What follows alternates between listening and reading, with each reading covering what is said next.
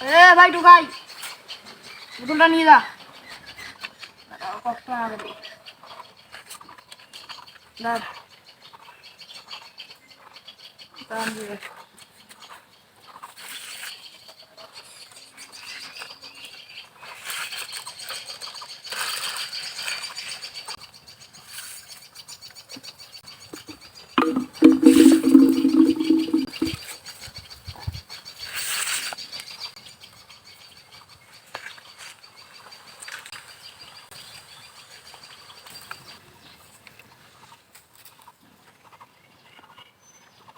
তো গরমের জন্য কিছু না, এই ঠান্ডা খায়া সেই মজা লাগছে। তুই আমার ঠান্ডা খাওয়া খাবি।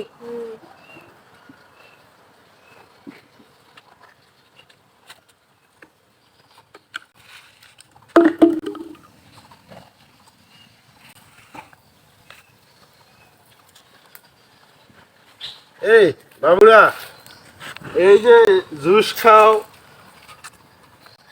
এই যে কোল্ড ড্রিঙ্কস গুলা খাও, এগুলা খাওয়ার পর তো এই বোতলগুলো তোমরা একটা নির্দিষ্ট জায়গায় ফেলতে পারো নাকি? এই টুকু আমাদের এত জ্ঞান তোমাদের তো কাম টুকে আর নিজে ফেলে দাও, আমাদের বলছো কেন? তোর কাজ আমরা করে দেবো নাকি? এগুলো আমার কাজ, আমি টোকাই। ভবিষ্যতে আর এগুলো এইভাবে ফেলবে না, ঠিক আছে? পরিবেশের দিকে একটু খেয়াল করেন, হ্যাঁ? কি সব লোকজন হয়ে গেছে দেশের মধ্যে, আসলে পরিবেশ সম্পর্কে এদের ধারণা এতটা নিম্নমানের, এরা পরিবেশটাকে তিলে তিলে তিলে তিলে ধ্বংস করে দিচ্ছে, নষ্ট করে দিচ্ছে সমাজটাকে, পরিবেশটাকে। এই পরিবেশটাকে কিভাবে রক্ষা করা যায় আমি এত ভাবে চেষ্টা করতেছি, কোনোভাবেই তো পারতেছি না। কিভাবে এদেরকে বোঝাবো আমি?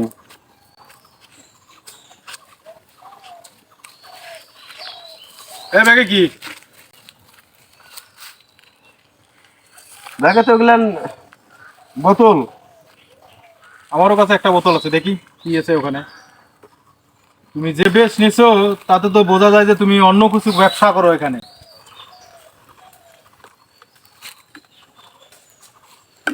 ভালো করে বলো কি করো তুমি। আমি আবার কি করি? আমি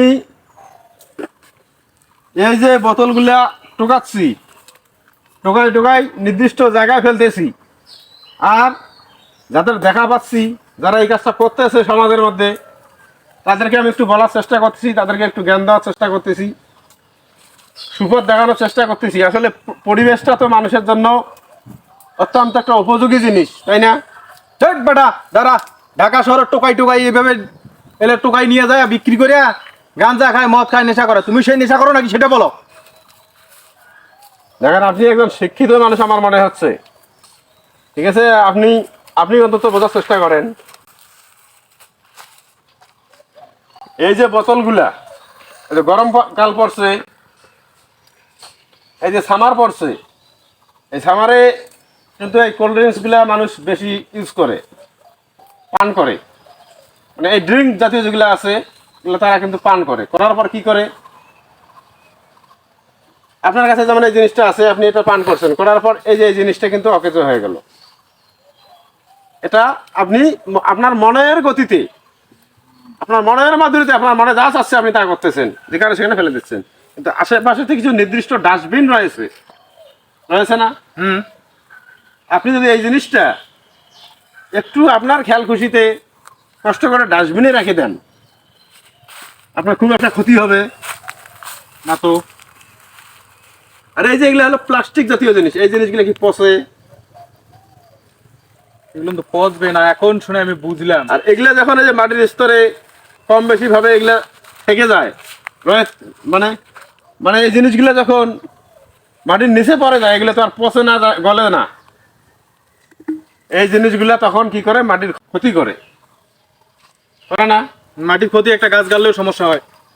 তাহলে আপনাকে কি সলিম বাজারের মেয়র যে আছে, সলিম বাজারের যে মেয়র আছে মুইন, মুইন কি আপনাকে এটা দায়িত্ব দিছে? আপনি কি তাকে চেনেন? চিনি না মানে? আপনি দেখছেন কখনো তার ছবিটা? আমার ক্লাস ফ্রেন্ড হয়, ক্লাস ফ্রেন্ড। এই যে চাপাবাজির শেষ নাই, চাপাবাজির শেষ নাই। আপনি একটা কাজ করবেন, এই জিনিসটা নির্দিষ্ট স্থানেই রাখবেন, ঠিক আছে?